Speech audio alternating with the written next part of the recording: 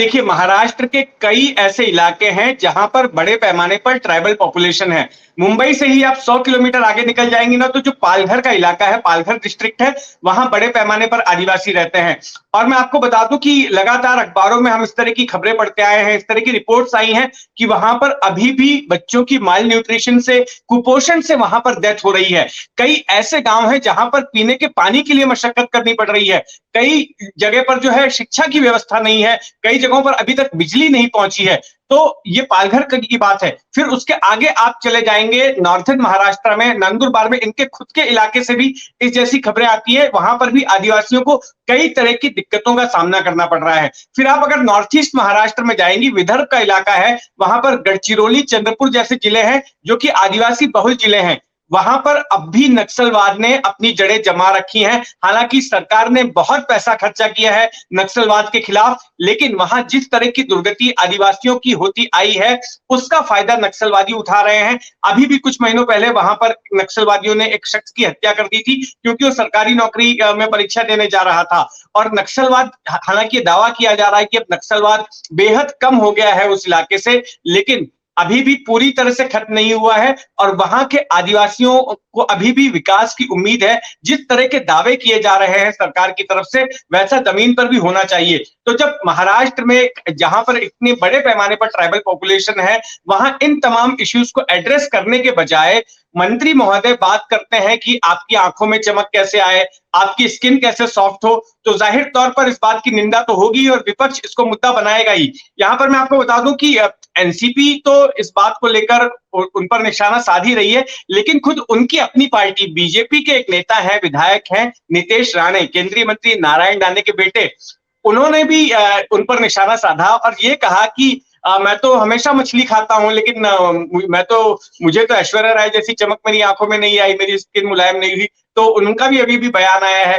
फिर जितेंद्र आवाड़ ने चुटकी ली, जो एनसीपी के नेता है, पूर्व मंत्री हैं, उनका कहना है कि मैं भी मछली खाता हूं, आज सुबह भी मैं मछली खाकर निकला हूं। तो अब क्या अगर इस तरह से वाकई में ये सारी चीजें होती हैं, तो फिर उसका एक साइंटिफिक आधार दें और फिर हम इस बात का हम भी प्रचार करेंगे। तो इस तरह से तमाम जो है राजनीतिक बयानबाजी भी शुरू हो गई है। लेकिन ये बात बिल्कुल सही है कि ऐसे वक्त में जब महाराष्ट्र में आदिवासियों को लेकर तमाम तरह की समस्याएं हैं, तो उस हाल में मंत्री महोदय ये जो इस तरह की बयानबाजी कर रहे हैं, जाहिर तौर पर वो विवाद का विषय तो बनना ही था। ये जो बयान है विजय कुमार गावित का, इसे सुनकर मुझे लालू प्रसाद यादव का एक बयान याद आ गया।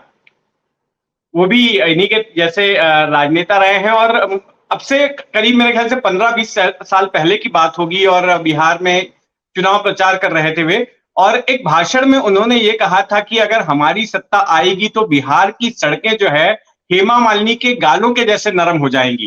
क्योंकि काफी टारगेट किया जा रहा था बिहार में, जो खस्ता हाल सड़कें थी, उनकी जिस तरह की हालत थी। तो अपने लोगों के बीच, कार्यकर्ताओं के बीच संबोधन करते हुए उन्होंने ये बयान दिया था और उसकी काफी चर्चा हुई। कई किताबों में भी उसका जिक्र है कि किस तरह से लालू यादव ने जो है ये एक कंपैरिजन किया था कि बिहार की सड़कें जो है हेमा मालिनी के गालों के जैसे हो जाएंगी। तो मुझे लगता है कि यहाँ भी विजय कुमार गावित का मामला भी कुछ वैसा ही है। इन्होंने भी अपने लोगों के सामने जो है अपने भाषण से प्रभावित करने के लिए, क्योंकि ये आदिवासी विकास मंत्री हैं, नंदुरबार से आते हैं, और जिस इलाके में ये भाषण दे रहे थे वहां भी वो आदिवासियों का इलाका है। तो उनको एक तरह से अपने भाषण से लुभाने के लिए, एक संवाद स्थापित करने के लिए उन्होंने ऐश्वर्या राय का उदाहरण दे दिया। लेकिन उनके इस बयान पर जो है काफी बवाल मच गया। यूट्यूब, ये सोशल मीडिया पर भी उनका वीडियो काफी वायरल हुआ।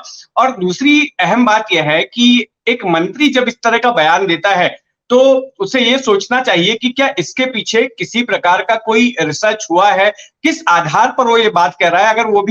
अगर वो पेश करते सामने की कोई ठोस साइंटिफिक आधार है, ऐसी कोई स्टडी हुई है, ऐसी कोई रिपोर्ट आई है, तब बात समझ में आती थी।